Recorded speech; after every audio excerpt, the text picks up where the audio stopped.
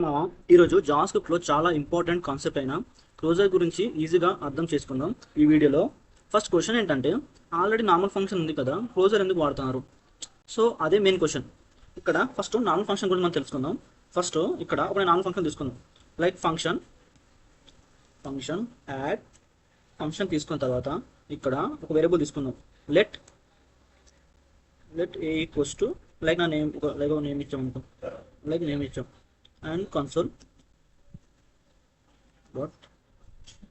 dot log ఏని print చేస్తాం. ఇప్పుడు నేను కాల్ చేస్తాం అండ్ నేను కాల్ చేస్తాం. ఇప్పుడు ఇక్కడ ఏమవుతుంది ఫంక్షన్లో? ఇప్పుడు ఇక్కడ మంచి అబ్జర్వ్ చేయండి. ఇక్కడ లెట్ వేరియబుల్ అనే ఏ తీసుకున్నాం కదా. సో ఈ ఫంక్షన్ అనేది ఎగ్జిక్యూట్ అయిపోయింది. సో ఫంక్షన్ అనేది ఎగ్జిక్యూట్ అయ్యింది అనుకో. సో ఆఫ్టర్ ఎగ్జిక్యూషన్, సో ఈ ఫంక్షన్ ఎగ్జిక్యూట్ అయిపోయింది. ఆఫ్టర్ ఎగ్జిక్యూషన్ తర్వాత ఏమవుతుంది?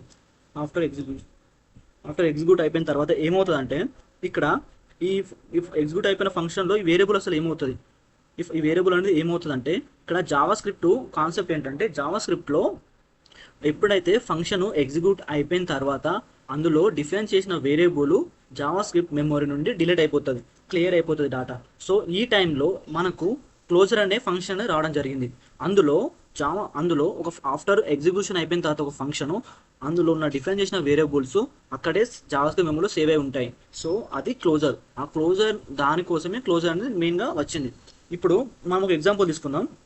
లైక్ ఇక్కడ నేను ఒక ఫంక్షన్ తీసుకుంటా. ఒక మీకు బ్యాంక్ అకౌంట్ నుంచి మీకు ఐడియా ఉంటుంది.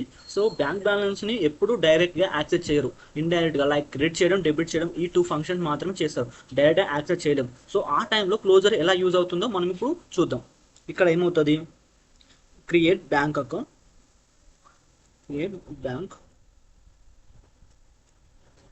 So bank account. సో ఇక్కడ ఫంక్షన్ తీసుకుంటా. నేను ఇక్కడ బ్యాలెన్స్ని డిఫైన్ చేసి ఇక్కడ లెట్ బ్యాలెన్స్,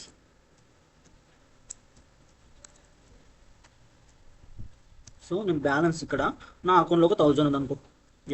1000 ఉంది. నేనేం రిటర్న్ చేస్తున్నా? ఒక ఫంక్షన్ రిటర్న్ చేస్తున్నా. ఇక్కడ ఒక ఫంక్షన్ని రిటర్న్ చేస్తున్నా. ఈ ఫంక్షన్లో ఏం చేస్తా? ఈ ఫంక్షన్లో నేను డెబిట్ క్రియేట్ 2 ఫంక్షన్స్ని యాడ్ చేస్తున్నా. సో ఇక్కడ ఈ ఫంక్షన్లో ఇది అవుటర్ ఫంక్షన్. ఇక్కడ మనం డిఫైన్ చేద్దాం, అవుటర్ ఫంక్షన్. ఈ ఫంక్షన్ వచ్చేసి inner function. So outer function execute అయిపోయిన తర్వాత ఇన్నర్ ఫంక్షన్ని రిటర్న్ చేస్తుంది. సో ఇక్కడ ఏమవుతుంది? నేనేం చేస్తాను? ఇక్కడ లైక్ యాడ్ అమౌంట్ ఈ ఫంక్షన్లో. ఇప్పుడు అమౌంట్ని యాడ్ చేసినప్పుడు ఏమవుతుందంటే, బ్యాంక్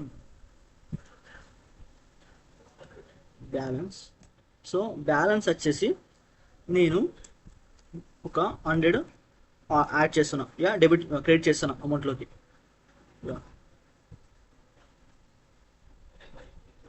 యాడ్ చేస్తున్నా. Okay, 1000 rupees balance function create అమౌంట్ని నేను యాడ్ చేస్తున్నాను. సో ఇక్కడ నేను ఏం చేస్తా? Let account equals to create bank balance call చేస్తున్నాను. సో ఇక్కడ మన రిటర్న్ ఫంక్షన్ మిస్టేక్ రాస్తాం, రిటర్న్ దిస్ ఇస్ కరెక్ట్. ఇప్పుడు నేను అకౌంట్లో బ్యాలెన్స్ యాడ్ చేస్తున్నాను. సో ఫస్ట్ కాల్, ఈ కాల్లో ఏమవుతుంది? ఇక్కడ క్లియర్గా చూస్తే ఏమవుతుందంటే, ఫస్ట్ అవుటర్ ఫంక్షన్ ఎగ్జిక్యూట్ అవుతుంది.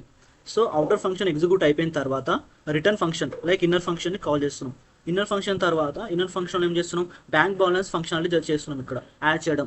సో నేను 100 యాడ్ చేస్తాను. ఇక్కడ ఏమవుతుంది? యాక్చువల్గా నార్మల్ ఫంక్షన్ ఏమవ్వాలి? ఇది వచ్చేసి function, this is function. So ఈ ఫంక్షన్ ఏమవుతుంది? ఇది యాడ్ అయిన తర్వాత అమౌంట్ ఇక్కడ ఈ బ్యాంక్ బ్యాలెన్స్ ఏమవ్వాలి? క్లియర్ అయిపోవాలి యాక్చువల్గా. This is the functionality normal ఫంక్షన్కి వచ్చేసి. బట్ క్లోజర్కి వచ్చేసరికి అవుటర్ ఫంక్షన్లో ఉన్న వేరియబుల్ని ఇది ఇక్కడ ఆల్రెడీ ఇక్కడ యూజ్ చేసుకుంటుంది, ఇక్కడ ఇది యూజ్ చేసుకుంటుంది ఇంకా.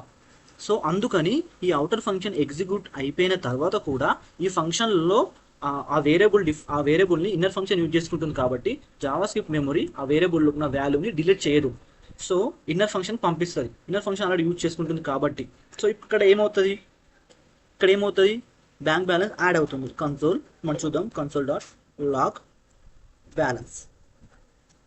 సో బ్యాలెన్స్ చూద్దాం. సో ఇక్కడ ఏమవ్వాలా? First function outer function execute అవ్వాలి, ఇన్నర్ ఫంక్షన్ రిటర్న్ చేయాలి. ఇన్నర్ ఫంక్షన్లో అవుటర్ ఫంక్షన్ ఒక వేరియబుల్ని యూజ్ చేసుకుంటుంది. ఆ యూజ్ చేసుకున్న వాల్యూకి ఒక వాల్యూ అని యాడ్ చేస్తున్నాం, బ్యాంక్ బ్యాలెన్స్ యాడ్ చేస్తున్నాం. అప్పుడు ఎంత రావాలి మనకి? ఇక్కడ అమౌంట్ ఎక్స్పెక్టెడ్ ఏంటి మనకు? 1100 రావాలి ఇక్కడ అమౌంట్. సో ఈ ఫంక్షన్ జరగాలి. ఇప్పుడు మనం చూద్దాం. ఇక్కడ నేను టెర్మినల్ రన్ చేస్తున్నా, లైక్ నోడ్. ఇక్కడ ఏమొచ్చింది, 1100 వచ్చింది. అంటే ఇప్పుడు ఇక్కడ మనకు అవుట్పుట్ అనేది 1100 వచ్చేసింది. అంటే ఉన్న బ్యాలెన్స్కు 100 రూపీస్ యాడ్ అయినాయి. ఇక్కడ ఏమవుతుందంటే ఫస్ట్ ఇది outer function and this is inner function. Outer function first execute అవుతుంది, అయిన తర్వాత ఇక్కడ వేరియబుల్ అండ్ ఇక్కడ outer function inner function return చేస్తుంది. ఇన్నర్ ఫంక్షన్లో బ్యాంక్ బ్యాలెన్స్ని యూజ్ చేసుకుంటుంది. ఇక్కడ ఆ వేరియబుల్ని ఇక్కడ యూజ్ చేసుకుంటుంది. అంటే యాక్చువల్గా నార్మల్ ఫంక్షన్కి వచ్చేసి ఏమవ్వాలి, ఇప్పుడు ఈ ఫంక్షన్ ఎగ్జిక్యూట్ అయిపోయిన తర్వాత ఇక్కడ ఉన్న వాల్యూ అనేది మెమరీ నుండి డిలీట్ అయిపోవాలి, అంటే క్లియర్ అయిపోవాలి.